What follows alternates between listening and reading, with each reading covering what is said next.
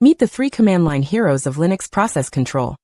Grep finds processes, kill terminates them by pattern, and killall targets them by exact name. Master these 3, and you will never hunt for PIDs by hand again. First up is pgrep, the detective of the group. Pgrep scans the running process table for any process whose name or command line matches your pattern, and prints out the matching PIDs. Nothing more, nothing less. It never sends a signal, never disturbs a running process, and never asks for permission. Think of it as the safe preview button before you do anything destructive. Next is pkill, the enforcer. Pkill takes the same pattern matching power of pgrep and goes one step further. It sends a signal to every process that matches. Out of the box, pkill sends SIGTERM, signal number 15, which politely asks processes to wrap up and shut down on their own terms. It is powerful, it is fast, and it works on every match simultaneously. Then there is killall, the precision sniper. Unlike pkill, killall does not accept patterns or wildcards.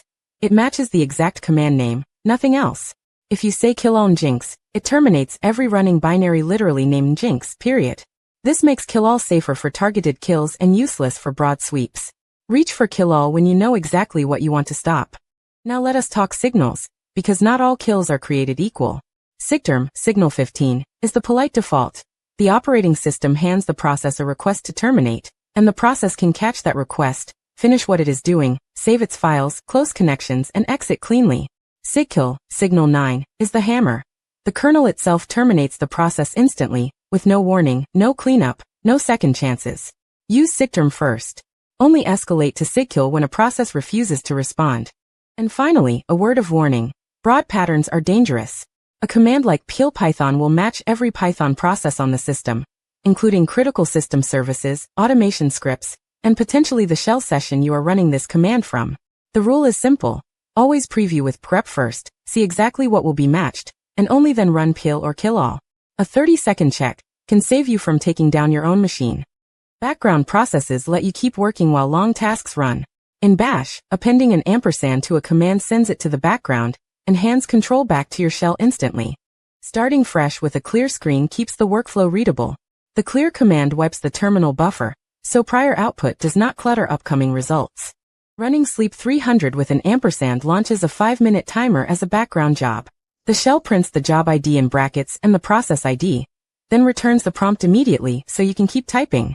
Launching sleep 600 in the same way adds a second background job, this one with a different PID.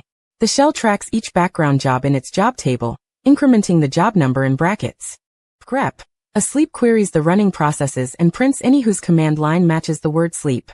The first column is the PID, and the rest is the full command that started it, giving you a clean inventory before you act. Pkill sleep sends a SIGTERM signal to every process whose name matches sleep. Because the pattern matches both sleep jobs at once, you do not need to repeat the command for each PID. A single targeted kill clears them all. Running echo done simply prints confirmation to the screen, signaling the workflow completed cleanly. Combined with a quick rerun of pgrep, a sleep returning nothing, you have verified that the background processes are truly gone.